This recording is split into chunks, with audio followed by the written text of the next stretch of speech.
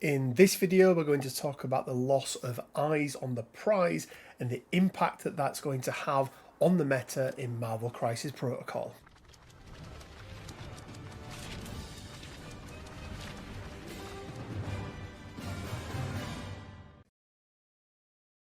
Hey guys, Rich from Richmond Gaming. Hope everyone is doing fantastic. Well, welcome to this, my first MCP video in quite some time. I have been away on holiday, as I did mention to you guys over in the community page. Had a great time away with the family. Spent some nice time in Spain. I don't have much of a tan. I'm not really a tanner, and it was very, very hot. It was sort of 35 degrees, so for a lot of the time it was just nicer to be sat inside with a little bit of air conditioning, or at least in the shade. But I'm going to be doing a series of videos over the next weeks, maybe even months, that really talk about how the changes to the tactics cards that we have now had rotated out, what those cards, or the removal of those cards, and the impact it's going to have on the game. And I think the biggest one really was eyes on the prize. I think that alongside with advanced R&D was one of the biggest changes that it's seen, that had a ripple effect. Obviously, individual cards like Age of Ultron and things like that matter to one character, but for eyes on the prize, it really is going to have some ripple effects. And I think a lot of people were under this impression maybe that, okay, well, that's it now. Bill in particular has gone. Eyes on the prize is gone. There's no sort of midline, what we call midline extract plays. So turn one midline extract plays. But that is not the case. That is not the case. So in this video, what I'm going to do is break down, first of all, what are we talking about? Midline extract players. What the hell are they? Why they are important in the game, especially to newer players coming into it. And also what else there is out there, because there is a plethora of other ways to be able to perform a turn one midline extract. Some of them very, very efficient, some of them less efficient, but we're going to go through what I think is all of them. Now, as always, guys, I may have missed some individual characters. I may have missed a play or something like that. So if I do, let me know down in the comment section below. These videos are there to really inform people, to make people aware of things that they can do themselves, or at the very least, make them aware of the sorts of plays that they're going to be coming up against, so they can try and at least mitigate it and play around it. And all of this goes into, you know, the previous videos that we did around crisis card selection and things like that. So those 3 videos I did a while back, not completely out of date, but I would definitely say this is a great supplement to them. So let's start off then, and let's talk about what an extract play, what a turn one midline extract play is, and what we're talking about. So let's take the example of alien ship crashes in downtown. You can see the deployment there. We've got the 3 assets, so the power cores are on that midline. Now, AMG have done a great job of mitigating the number of characters that can walk up, pick up an objective, and walk away. So for the vast majority of characters in this game, at least unaided, they are going to have to use 2 actions to be able to get to that central point.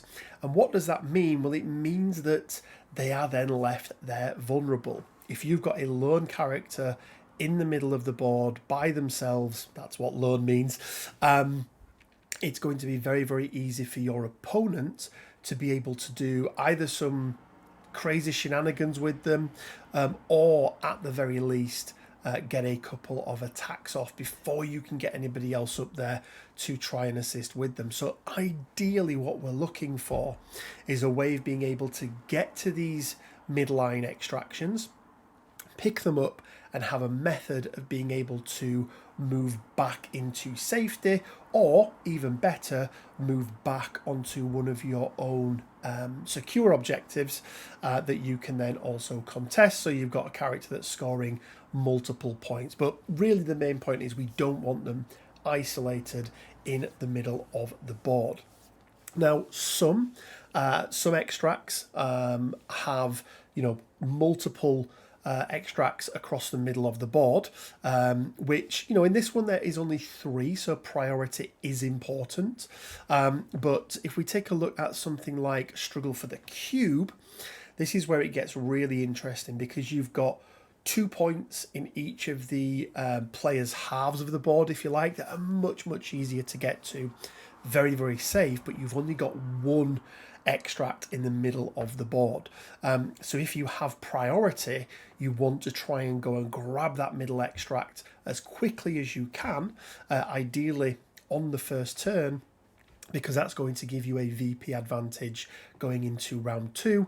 But what you don't want to do, as I mentioned, is move up, be isolated, and then have somebody, a Thanos portal you about, or I know I said Mystique deception you in them, but that's less possible now. It's still possible, but less possible. But there's lots of ways that characters can be moved around, or as I say, just having everybody piling in on you and dazing you and taking that objective off you, so putting you at a disadvantage. So right now there are 10 extracts in the game, and of those 10, 8 of them have midline points. So the likelihood that you're going to be coming up or playing into something that has a midline extract is extremely high, very, very high. And of these 8, 3 of them, so we've got Spider Infected, Struggle for the Cube, and Montesi, have a single midline extract, meaning that it becomes that much more valuable. Now, obviously, priority is important on this. You want to make sure, but whether you have priority or not is going to vary up how you choose to play this, but also looking at your opponent's roster and seeing what they have got. If you're player 2, so if you're going second, and you look at your opponent's list and you're like, I can't see an extract play there that is safe. Well, actually, it might be worth putting one in yourself, just to, on the off chance, be able to go and pick that middle one up. But this is what the video is going to be all about. We're going to go through all of those extract plays, so you can see them and then you can play accordingly around it. But what we're talking about, well, we were talking about Eyes on the Prize. This is the card that is now out of rotation. Basically, a character could spend 1 power at the beginning of its activation, and it basically turns into Toad for a round, where you can interact at range 2 rather than range 1.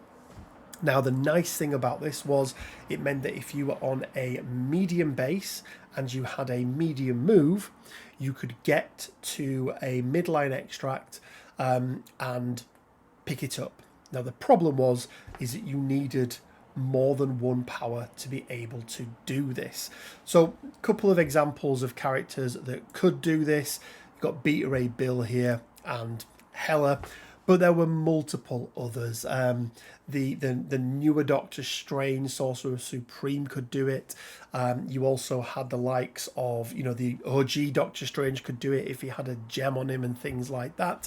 But I would say these were the most prevalent, unless you were playing something that was particularly using Doctor Strange, so Convocation or Defenders or something like that. And of these 2, Bill was really the one that was definitely seen more than anywhere.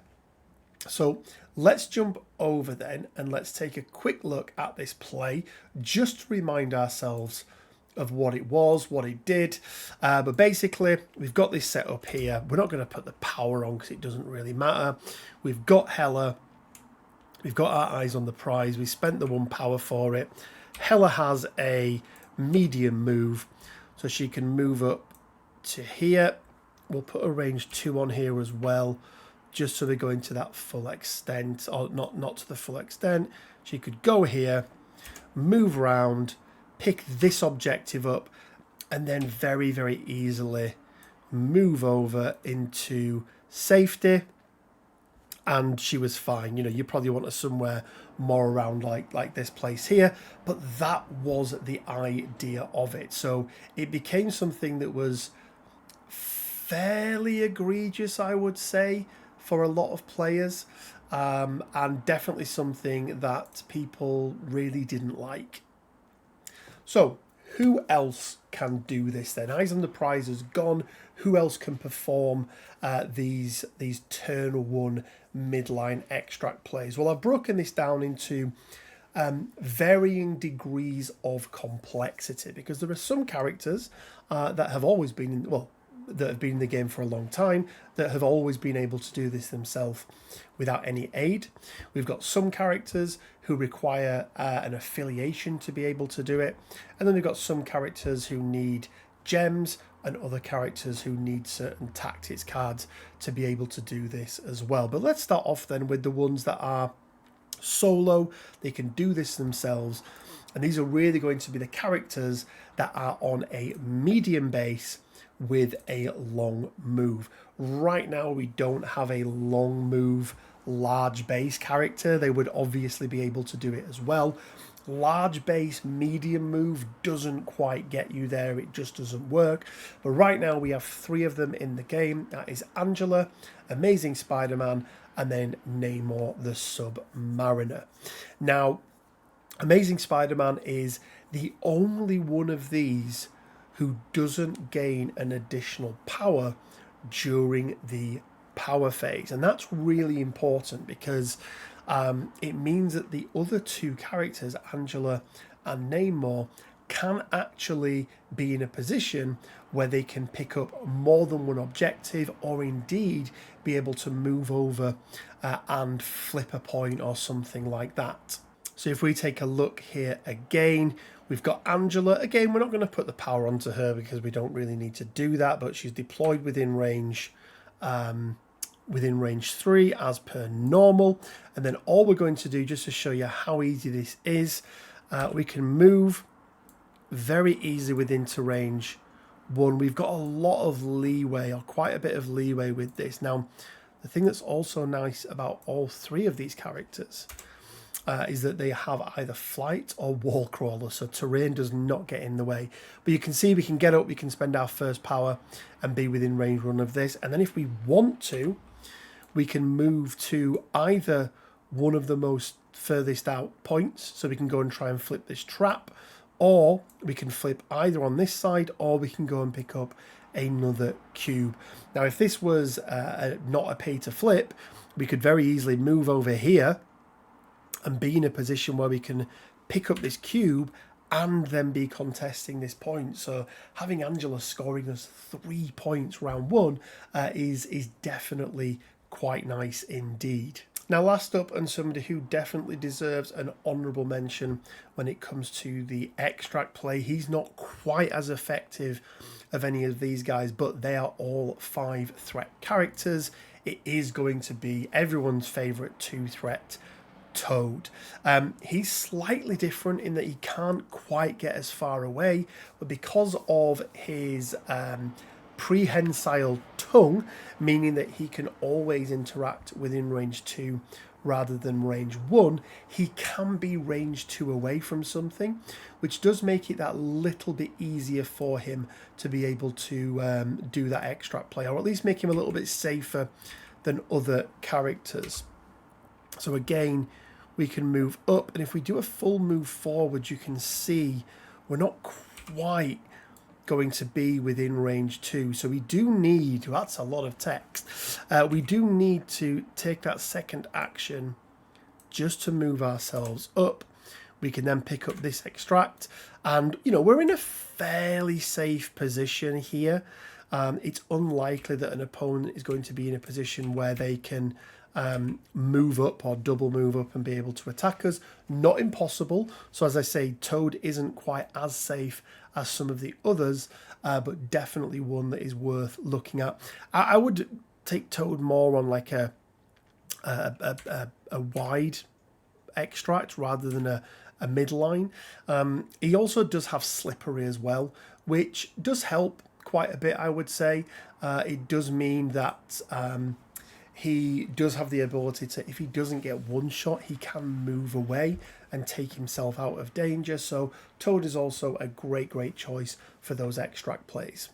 Okay guys, so next up we're going to get into some affiliation specific scenarios that are either going to require a tactics card from that given affiliation or a leadership to be able to pull this off. And as you can see, we're going to start with the Avengers.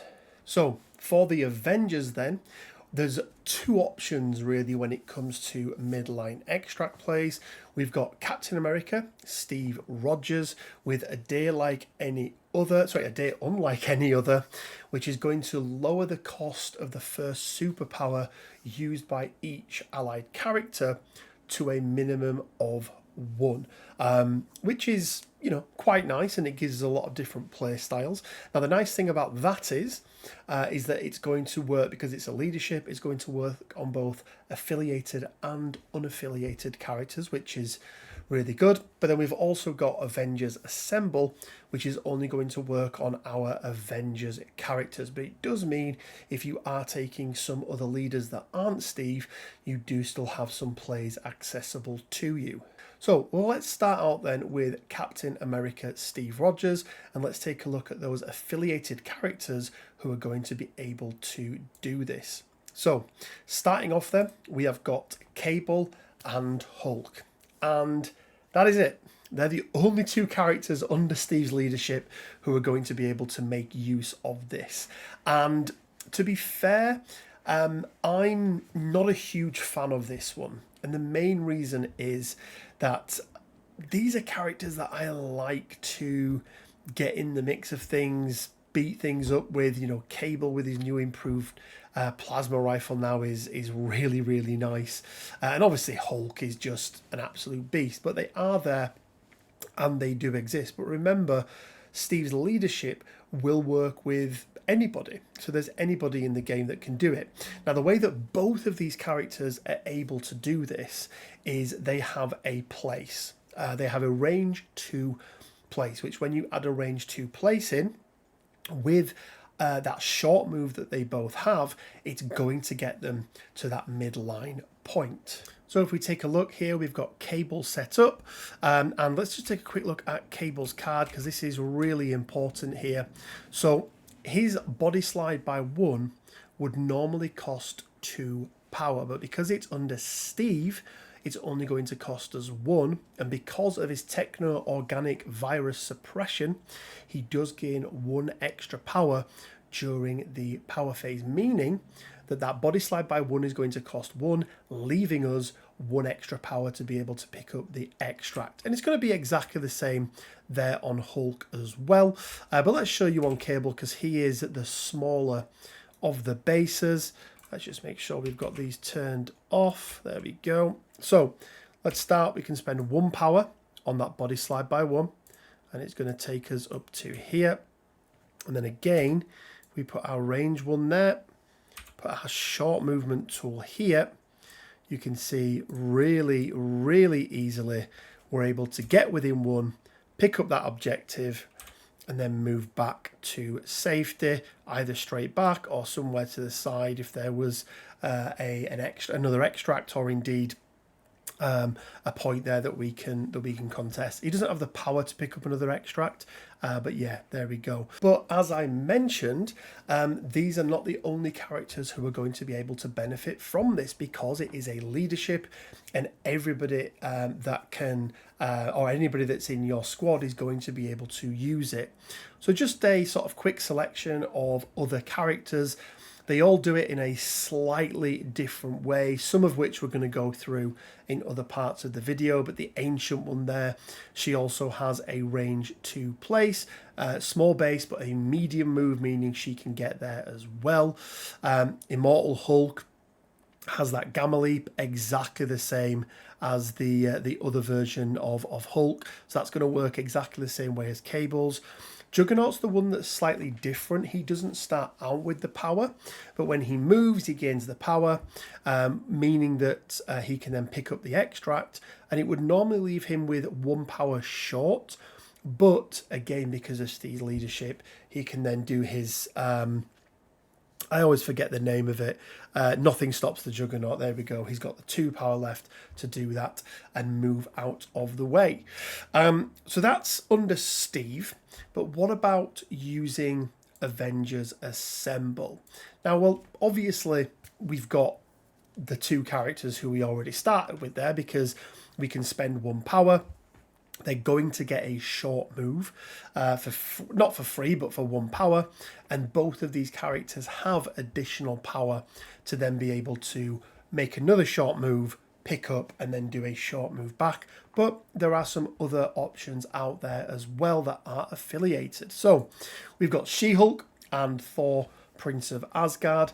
Very, very similar situation. That short move plus their medium moves is going to be enough to get them up, and they do have an extra power to be able to go and pick up the extract and then walk back with it. And then we also have a couple of others as well, Hulkbuster and Iron Fist. Now, obviously, Iron Fist is the one that sort of stands out here for me because we've got a range of 5, 6, and 7 threat characters, whereas Danny Rand, the Immortal Iron Fist of Kunlun, only costs 3, but he does generate that 1 extra power per turn, which makes him an ideal candidate in Avengers, especially under somebody who isn't Steve, because generally if you're playing Steve, you're probably taking Hulk with you, not always, but a lot of the time. But he's a great option to be able to do that. And again, let's just show you a quick demonstration as to how that's possible. So we've got Danny Rand here. We've got our Avengers Assemble card. He has 2 power. We know he has 2 power. So we spend the first power. We get to make a short move up. He then has an inherent medium move, which means that we can get very, very easily to within range 1.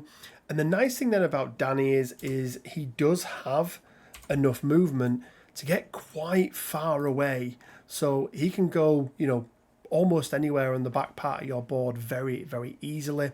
And at only costing 3 threat, you kind of don't mind using him as an opening piece, just to be able to do that really nice, safe, secure extract play. So next up we have the Brotherhood of Mutants, and in particular Mystique, and more particular the Freedom Force affiliation, Brotherhood of Mutants leaderships that she brings.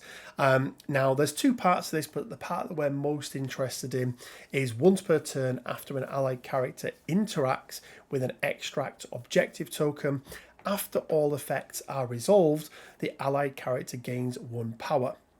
Now, this is going to work on 1 character within Brotherhood of Mutants. Now, this is a little bit more restrictive than some of the other ones that are out there because you need the power to be able to get the power back. So you still need the power to be able to interact in the first place.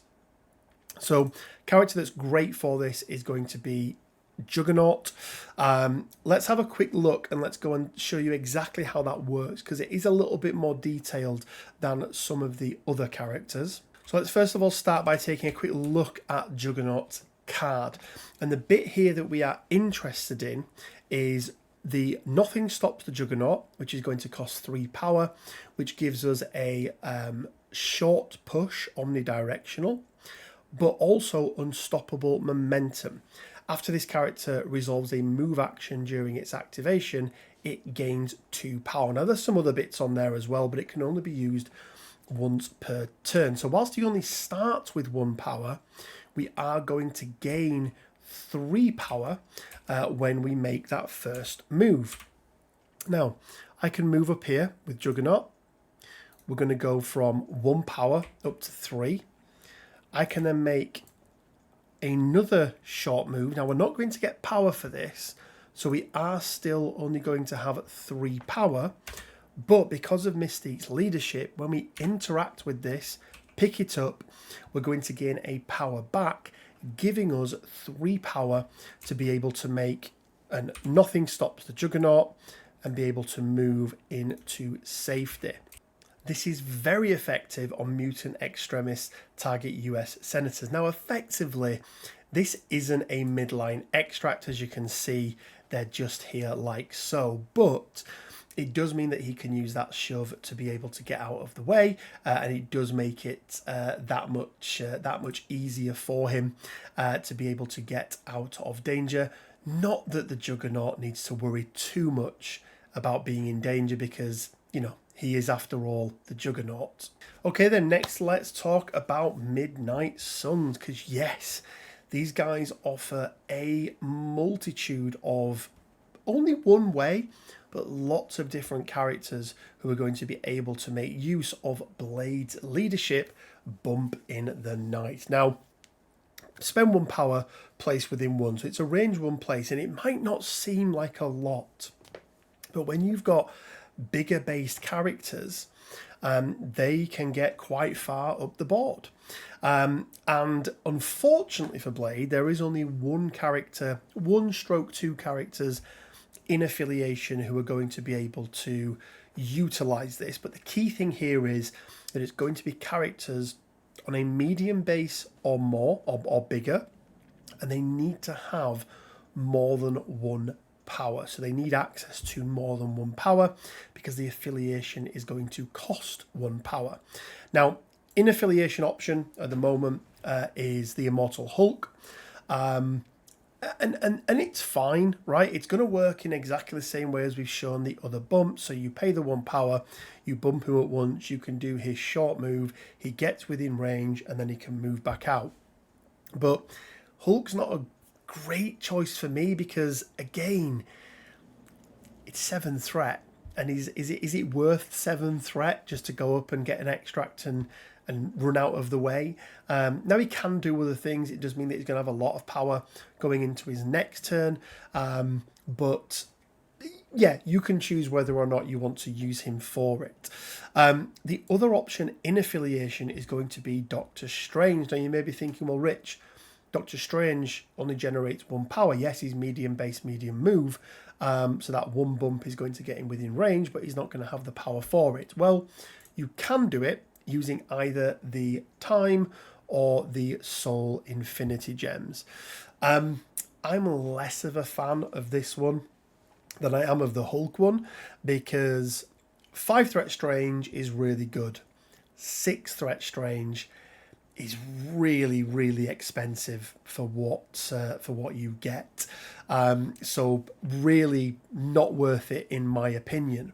But let's take a look at all of the other characters, these splash characters who are going to be able to make use of this leadership, and it gives you an idea of the level of flexibility that Midnight Suns, I think, have moving forward. And I think one of the reasons why we could see them being played a lot more in this new world of no bill with eyes on the prize. So, boom. I mean, that is a lot of characters. Again, I've gone through, I must have added 5 or 6 others from when I first did this, so I hope I've got them all. But the general theme here is they are on a medium base. They have a medium move. Now, there is a couple of exceptions to this, but they generate more than 1 power per turn, or they have a way of being able to generate power. So Thor, Prince of Asgard, obviously all of the Asgardians here are going to be able to do this. The Asgardian that isn't on a medium base is Loki, Prince of Lies, but he does have a long move, so it gives him the ability to do that. Obviously, Juggernaut, it's going to work in exactly, almost the exact same way that we showed with everybody else's place. Obviously, he's going to generate extra power when he makes that initial movement. You've then got Lockjaw, who is going to use a teleport on himself, because he is going to generate 3 power as long as he's within range 2. And again, a really nice 3 threat option there. You've got the old, reliables in there as well, so the likes of Beta Ray Bill. You've also got Red Skull, Master of Hydra. He gets to cut himself, so he generates some power that way. So lots and lots of options here for Midnight Suns to take as splash characters, because generally in Midnight Suns you are going to have one or two splash characters in there. All of these are going to be able to benefit from that leadership and give you some really, really nice turn one extract plays. If I was to pick out my favourites here, I'd probably be, Doctor Strange, Sorcerer Supreme. I really like Lockjaw.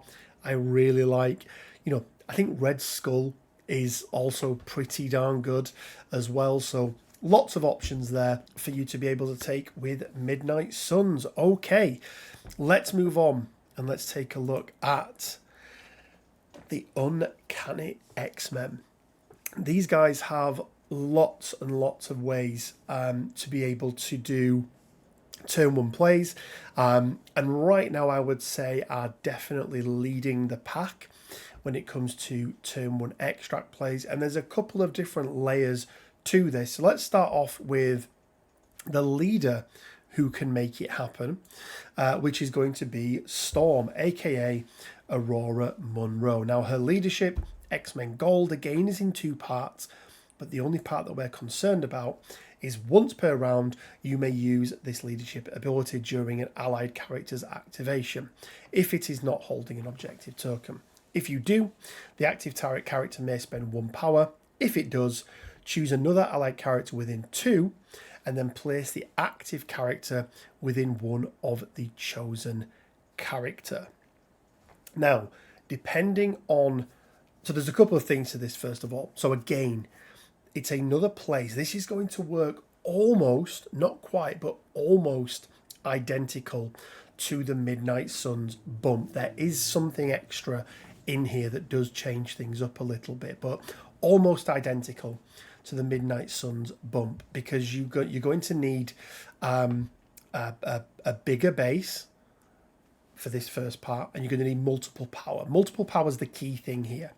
Now, if you are using a character, so your target character who you're bumping off is a small based character, right now there are no X-Men who can actually use this leadership to be able to get into range to be able to pick it up and then move away. This is essentially the exact same list as Midnight Suns, and this is it. This is the list that can make this happen. However, guys, because in MCP we move front to back, when you are deploying, because we go to the extent of range 3, a small base isn't quite as far forward as a medium base, as far forward as a large base is.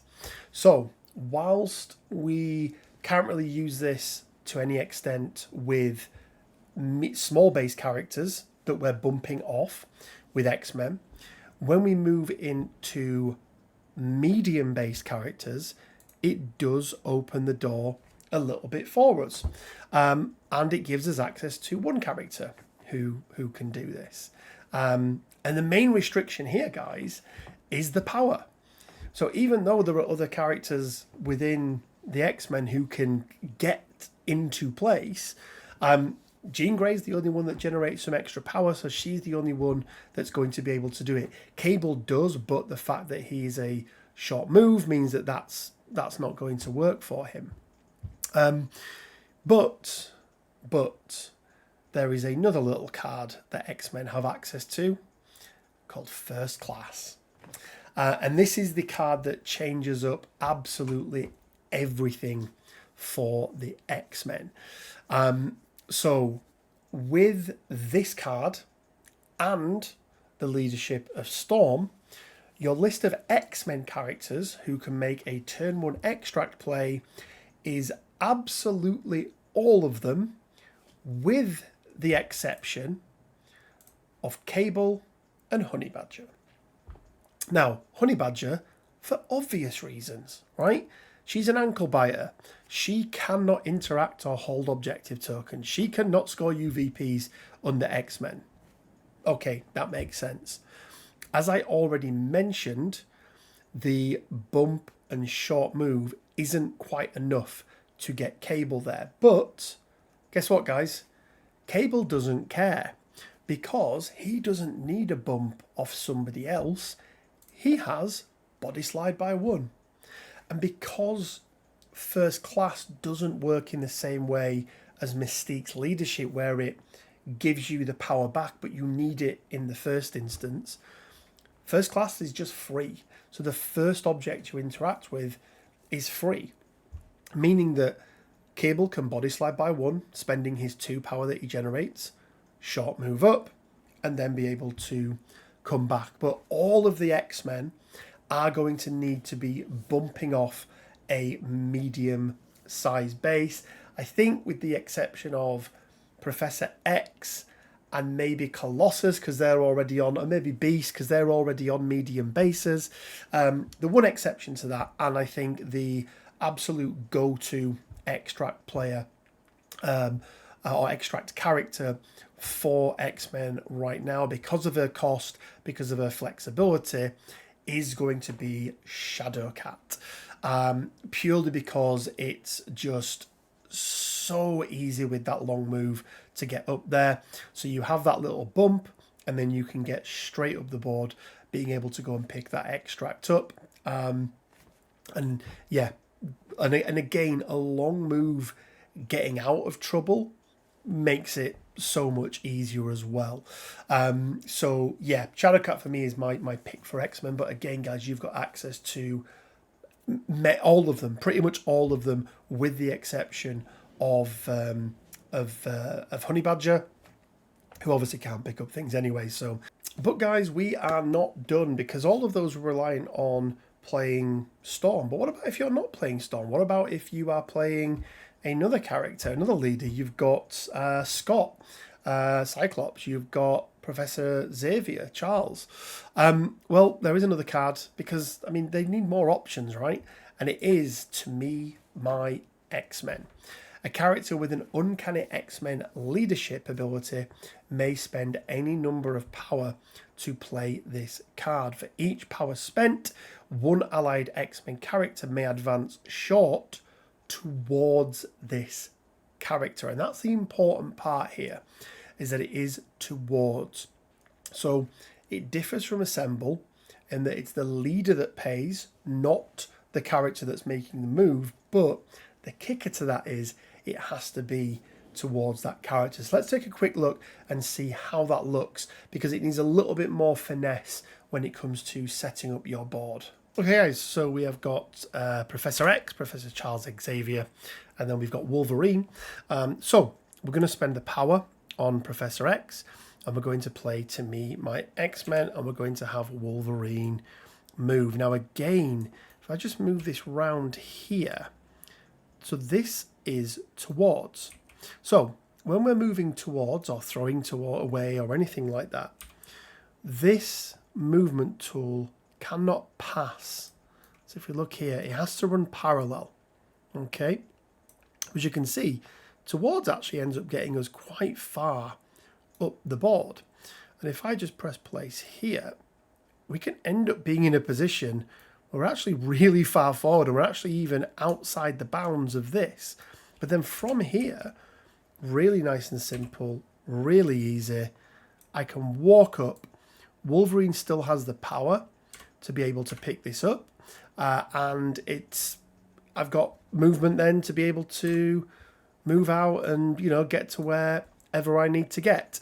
Now, with this move, it also becomes a little bit like what Angela could do, in the fact that if I then couple this with To Me, My X-Men, it means, sorry, if I couple it with First Class, it means that I'm able to pick this first one up for free. So I have a power left to be able to do something else. And the other really crazy thing about it is if I pick Nightcrawler as my extract play of choice, let's have a quick look at his card. He has something called BAMF. Spend X, place yourself between 1 and 3. When X is the power that you've spent, so spend 1 power, bump yourself 1.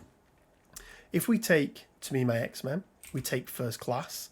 Let's just see what this looks like. So I can move using Professor X's ability, or Professor X using, to me, my X-Men. I can move up to here. Let's turn this off a second. There we go. I can move up to here like so. I can make my medium move as normal over to range 1, wherever I want that to be. Then I can move. Bearing in mind, I haven't spent any power yet because this was free. So Nightcrawler still has 1 power. I can move, and then I can either pick something up, like Wolverine could, or I can spend a power and bump. Now, why is that important? Well, the reason that's important is if we take a look at Professor X's card, once per turn, when an allied character spends 1 or more power to use an active or reactive superpower, after the effect is resolved, any other allied character may gain 1 power. So not only have we got a really nice opening play, we've actually been able to start a chain reaction now where we can use other characters. So Wolverine can move up, you can give him 2 power, he can move up and then do a best at what I do, which then gives a power to somebody else, which then gives a power to somebody else. It's why X-Men are crazy. It's why it's really good. I really like this. Yes, the opportunity cost is high because it's 2 tactics cards, but I really, really do like how that works. And for me, as I said, I think X-Men right now are probably in the best position when it comes to extract plays in the game. Okay then, guys, let's take a look then at our next sort of category, and that is going to be the Space Gem. Choose this character or another allied character within range 3, place it within range 2 of its current position, only use once per turn.